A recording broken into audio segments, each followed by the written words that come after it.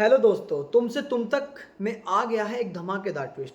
चलो बताते हैं। लेकिन आपको बता दें कि इसमें मीरा एक अहम रोल निभाने वाली है और साथ ही आर्य की माँ चाहती हैं कि जो आर्यवर्धन की शादी अनु से हो जाए, क्योंकि उनको पता लग गया है कि आर्य कहीं ना कहीं अनु से प्यार करता है और अनु वह लड़की है जो आर्य की ज़िंदगी में आकर आर्य को खुश कर सकती है। लेकिन भाई आपको बता दें कि यहाँ तक आपने देख लिया था कि जो आर्यवर्धन है उसको घेर लेते हैं अनु के मोहल्ले वाले। साथ ही बहुत से लोग, पुष्पा भी उन पर सवाल खड़े कर देती है और इस तरह से उन पर इल्ज़ाम लगता है कि भाई यहाँ पर ये बार बार क्यों आता है, शायद कोई ज़मीन हड़पने का या कुछ ऐसा प्लान है।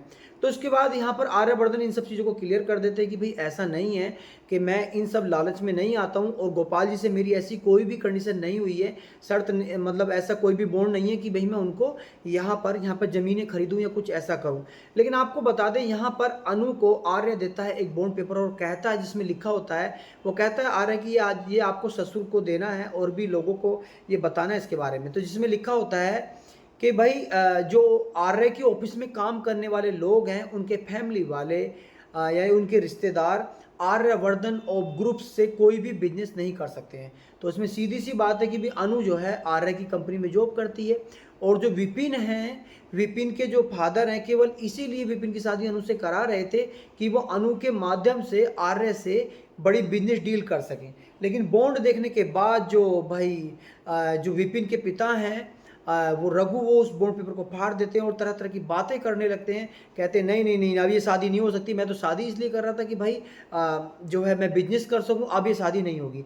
इस पर जो पुष्पा हैं वो जाकर विपिन के पिता के पैरों में पड़ जाती हैं और रिक्वेस्ट करती हैं कि मेरी बेटी से शादी कर लो, ऐसा कुछ नहीं है, वो रिक्वेस्ट करने लगती हैं।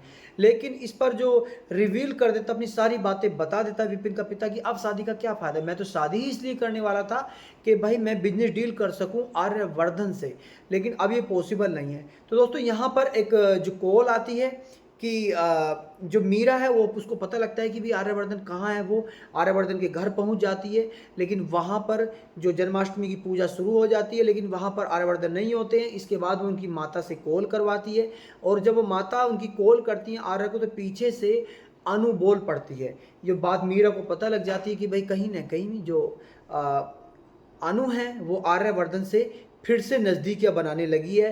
और जहाँ तक उसने 5 लाख रुपए दिए थे अनु को उसकी शादी के लिए, अब उसमें उसने कंडीशन और कसम भी दी थी कि वो आर्यवर्धन से दूर रहेगी।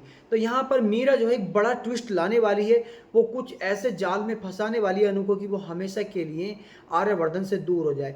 लेकिन आर्य है कि वो अनु का साथ कभी नहीं छोड़ना चाहता है।